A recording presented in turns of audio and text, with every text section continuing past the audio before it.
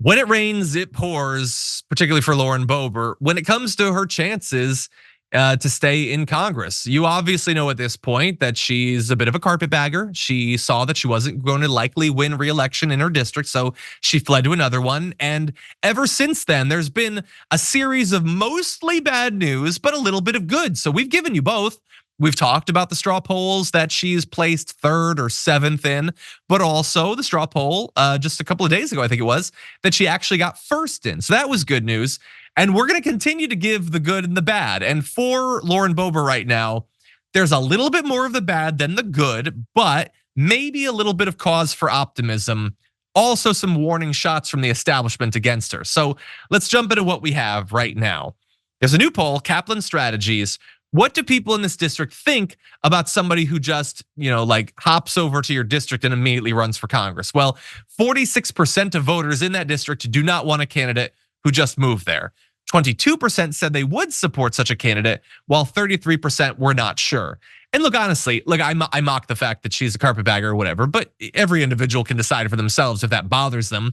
I find it to be a cynical ploy that I think transparently demonstrates that you care more about being powerful and noteworthy than about the actual area that you're gonna represent. Before we continue with the story, we depend on members to keep on going. Don't wait, click join now on YouTube. I can't imagine that you'd have any connection to your actual constituents, and it doesn't bode well for your ability to do constituent services going forward. But if that's okay with you, then sure, support a carpetbagger, I don't care.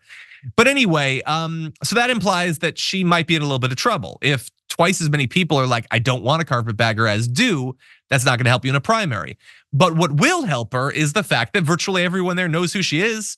As of right now in that poll, she has 32% of those taking part in the survey. All of her challengers, and there are a number of them, are still in single digits. So State Representative Mike Lynch, who Google his name, there's some interesting news stories about him from last year. He came in second with 7%. So 32% for Boebert, 7% for the second guy. That is a pretty dominating lead. Now, theoretically, as we get closer to the actual primary, what you could have and what you generally have is people dropping out of the primary. And maybe you could have one anti-Boebert candidate sort of get all of their support. But as of right now, there's still a lot of candidates challenging her. And so a lot of the voters don't seem to want a carpetbagger, and yet they're still supporting her. So good news for her there. There is some other bad news in that poll though. 45% said that Boebert doesn't have good character or judgment, and only 38% have a favorable opinion of her, while 40% do not. So that's not great for her. President of Kaplan Strategy says, I have not seen a poll where the leading candidate has such unfavorables. But maybe the joke is on him because she is still the leading candidate. So you have about half of the district that hasn't made up their mind. We'll see which of these different influences potentially win them over, thinking that she doesn't have good moral values, or hey, she's the only person I know. Could go either way, really. But there is a little bit of other bad news for her, and that is that when it comes to endorsements, she's not doing great so far.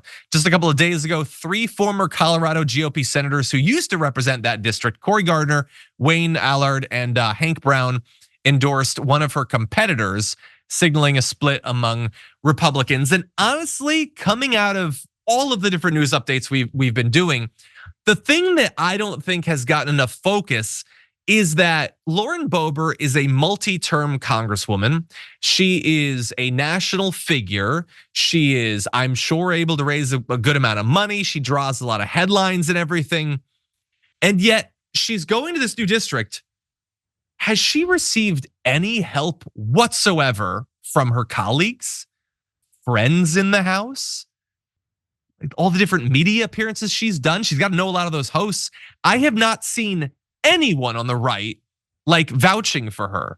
Is anyone going to the district? I know Marjorie Greene was asked if she was gonna help, and she was like, she can kick rocks, she can do whatever. She didn't literally say that, but it was clear that she was gonna be on her own. But okay, they have a feud, whatever.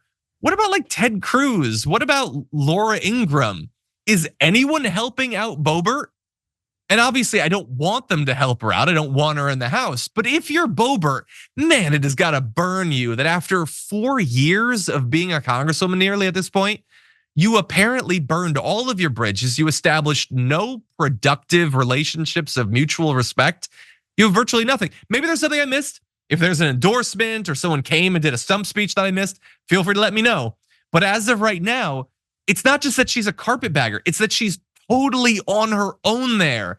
And that is such an indictment of her as a politician that not even the other reprehensible Republicans want anything to do with her.